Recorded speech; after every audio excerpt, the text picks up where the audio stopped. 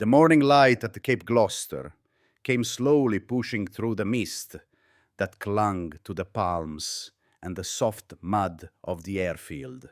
In that dim half-light, a young Japanese pilot stood beside a fighter that looked more European than anything his nation had built before. Its metal skin was cool, its propeller hung motionless, and its silence was heavier than the humid air around him. Hours earlier, this machine had been his lifeline.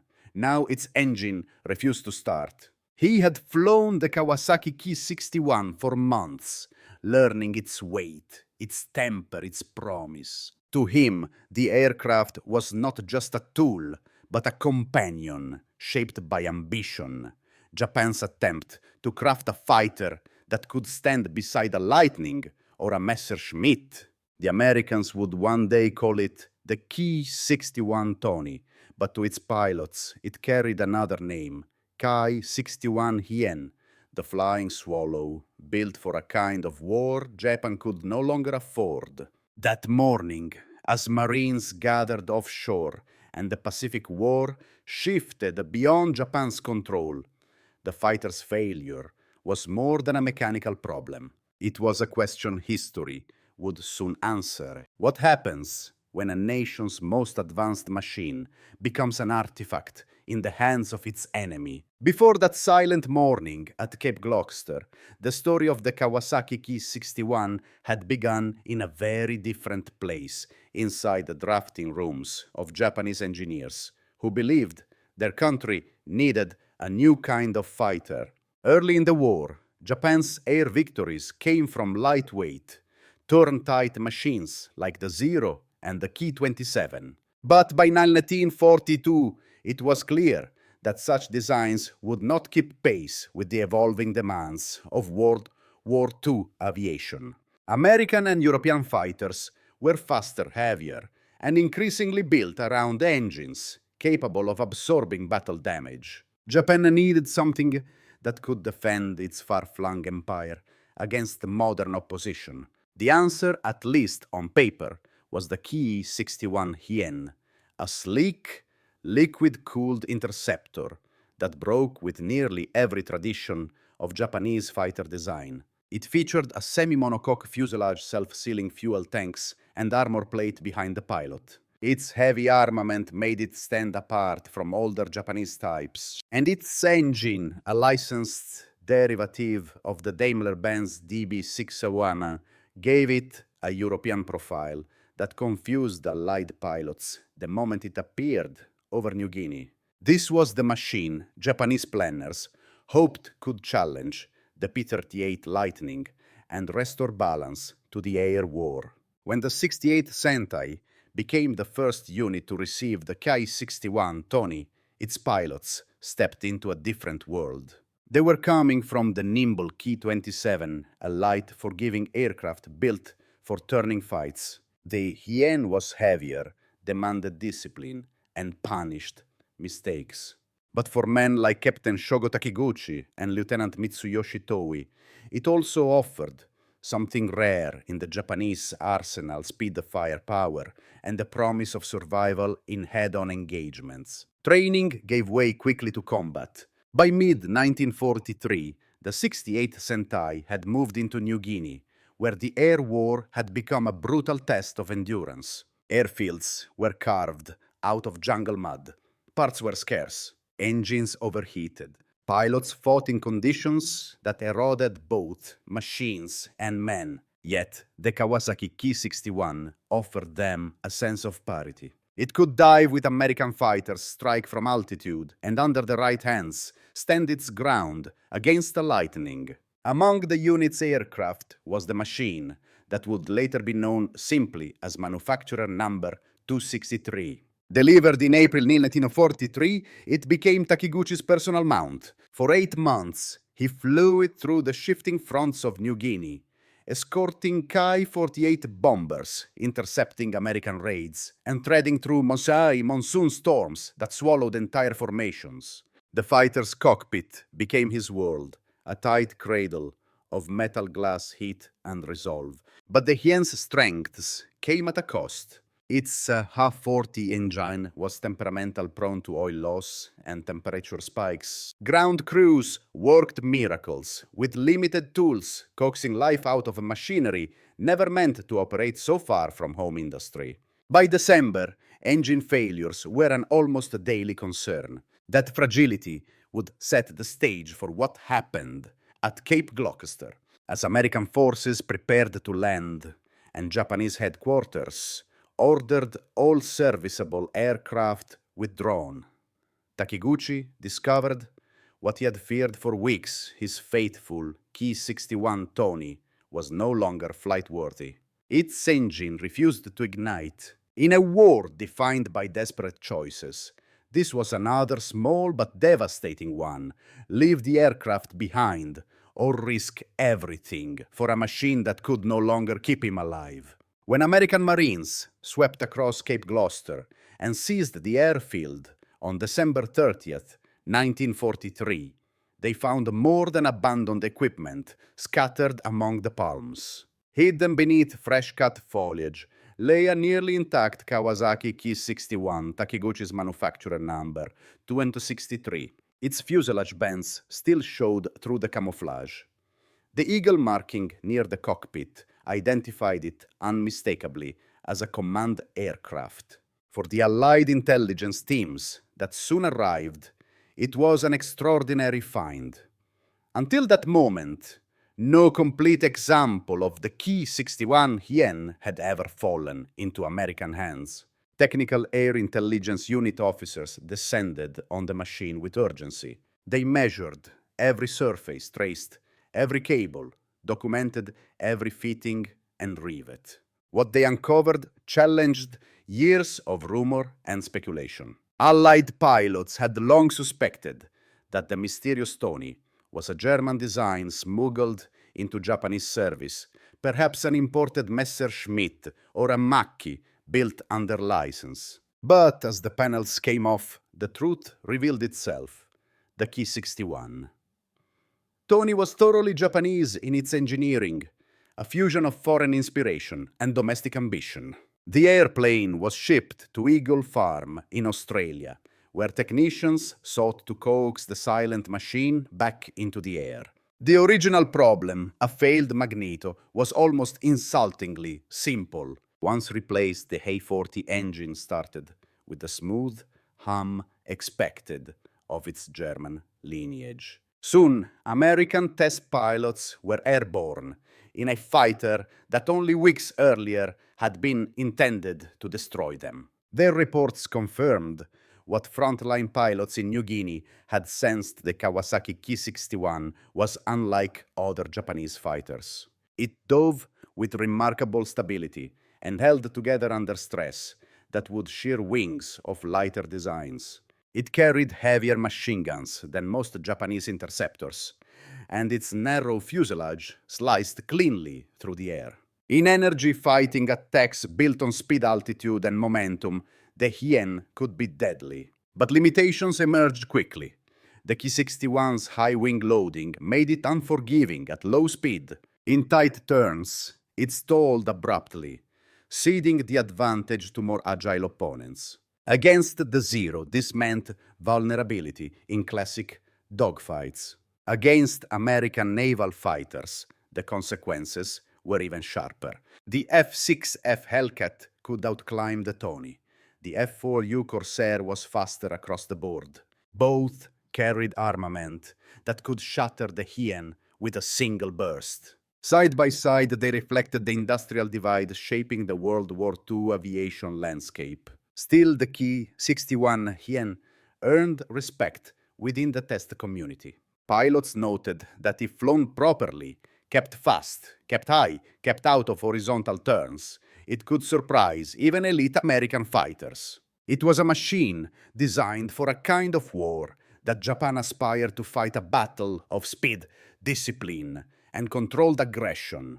In a different industrial context, the Tony might have evolved into a formidable peer to the P-38 or the Mustang. But in 1904 it served a different purpose entirely. The captured aircraft became a teaching tool, a silent instructor, shaping tactics across the Pacific. Manuals were updated. Training films circulated. American pilots learned exactly how to exploit its weaknesses and respect its strengths.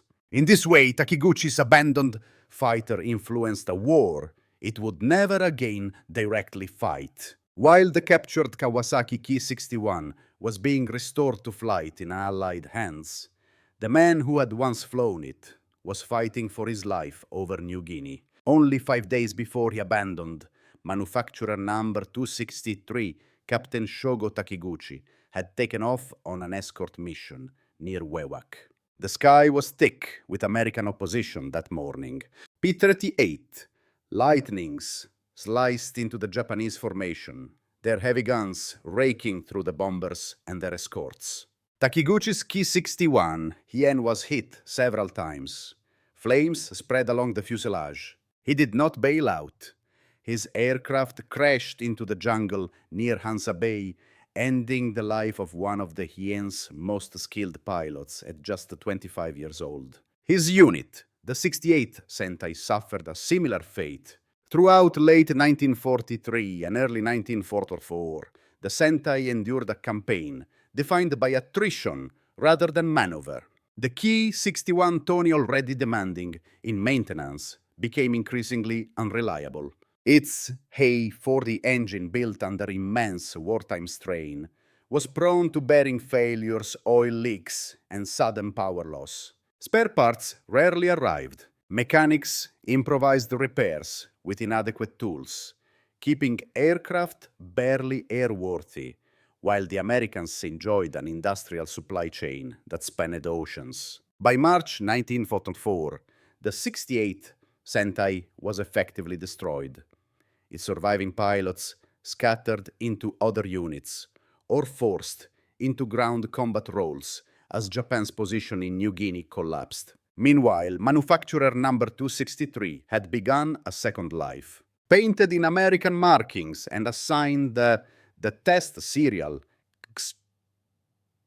XG003, the aircraft flew dozens of sorties at Eagle Farm and later at Naval Air Station Anacostia near Washington, D.C. It sparred against Hellcat's Corsairs and other American fighters as engineers collected data on its climb rate, stall behavior, and dive limits. These tests shaped the tactics American pilots would use when encountering the Kawasaki Ki-61 in the field. Ironically, a Japanese aircraft that had never been defeated in the air contributed to the training that made defeating its kin easier.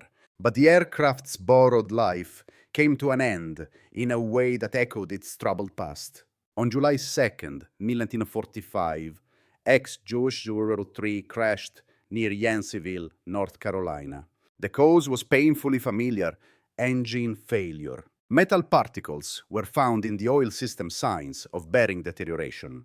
The same flaw that had plagued the Hei-40 engine from the beginning of its service. It was as if the aircraft had carried its mechanical destiny across oceans and battle lines, unable to escape the weakness embedded at its core.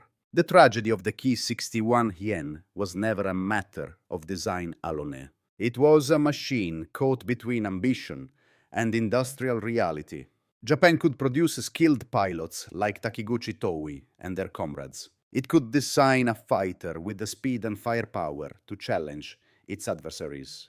But it could not sustain the effort. Factories were bombed, supply chains crumbled, and the training pipeline dried up. Even the most capable fighters cannot survive a war of exhaustion. The fall of manufacturer number 263 mirrored the fall of the force that once flew, it brave, determined, full of potential, and ultimately undone by the limits of a nation fighting beyond its means. From the American perspective, the arrival of the Kawasaki Ki-61 on the battlefield marked an unexpected shift in the Pacific War.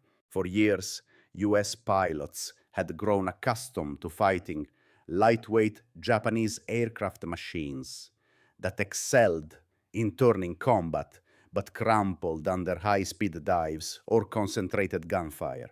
The appearance of the Ki-61 Hien, with its streamlined fuselage and liquid-cooled engine, signaled that Japan was attempting to move toward the heavier high-performance standards, shaping World War II aviation elsewhere in the world. To many American flyers, the first glimpse of the aircraft was startling. Its silhouette resembled a European design more than anything produced in the Pacific. Once the Allies acquired a complete example, their impression deepened. Through flight tests and tactical evaluations, it became clear that the Ki-61 Tony was no mere imitation, but a genuine attempt to create a competitive modern interceptor. American naval aviators learned that the Hien could deliver punishing high-speed passes and dive escapes that older Japanese fighters simply could not match. At the same time, technical data revealed the weaknesses that US forces would exploit: high stall speeds, unforgiving low-speed handling, and a temperamental engine vulnerable to prolonged strain. Beyond the test fields, the aircraft shaped American thinking on the strategic bombing campaign. The Hien's ability to climb toward B-29 bomber raids over Japan forced planners to consider the evolving defensive capabilities of Japanese interceptors. Reports from the home islands described determined resistance from fighter units like the 244th Sentai Men, who pushed their machines to the edge of possibility, sometimes beyond, in attempts to bring down the superfortress. The emergence of ramming tactics shocked American analysts, not because the idea was new, but because it reflected the desperate extent of Japan's situation. It was a grim reminder that even when a nation's industry falters, its combat spirit can remain dangerously resilient. Internationally, the story of the Hien underscored a broader truth about the Pacific War technology. Alone could not alter the outcome once industrial imbalance reached a breaking point. Nations observed how the United States, with vast factories and logistical networks, produced aircraft faster than Japan could replace them. They saw how a fighter as promising as the Kawasaki Ki-61 could be overshadowed by mechanical shortcomings and a lack of spare parts. And they watched as Japanese pilots, highly skilled yet increasingly isolated, confronted an enemy whose resources seemed inexhaustible. In the end, the global lesson was both sobering and timeless. Even the finest machines and the bravest individuals who fly them cannot compensate for strategic overreach. Today, the Kawasaki Ki-61 survives mostly in still photographs, static museum displays, and fragments of memory preserved by the few who once touched its controls. None remain airworthy. The metal has grown silent, but its story, shaped by ambition, sacrifice, and the unforgiving weight of history, still speaks. The Ki-61 Hien was never the best fighter of the Second World War. It lacked the climb of a Mustang, the rugged power of a Hellcat, and the tight-turning grace of a Zero.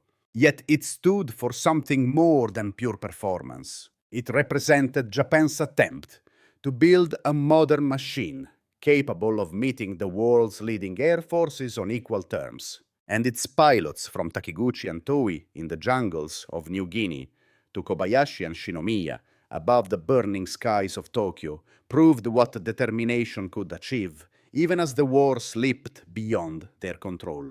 They learned to exploit the strengths of the Ki-61 Tony, its speed, its firepower, its resolve in a dive. They endured the harshness of its flaws. Many paid with their lives. Their courage does not excuse the actions of the regime they served, nor erase the suffering caused by Japan's wartime aggression. But history is seldom simple. These men were human beings, caught in the machinery of an unwinnable war, doing their duty with a conviction that remains both admirable and tragic. In the end, the story of the Kawasaki Ki-61 mirrors the story of Japan's broader air war, a blend of early promise, Technical innovation, logistical collapse, and overwhelming odds. A fighter born from aspiration, undone by scarcity, and remembered for the bravery of those who flew it. A machine that taught its enemies even as it failed its own pilots. A reminder that valor can exist in the shadow of defeat. For those who care about World War II aviation, the Hien still raises difficult questions. What defines a successful aircraft technology alone? The skills of its pilots, or the strategic context in which it fights, and what lessons linger from a machine that tried and failed to bridge the industrial gulf of the Pacific War. If this story of the Ki-61 Hien resonates with you, we invite you to share your thoughts. What part of its legacy stands out most? Its design, its pilots, or the impossible circumstances it faced? Like the video, subscribe for more untold histories, and let us know where you're watching from. These stories matter. They survive because we choose to remember them.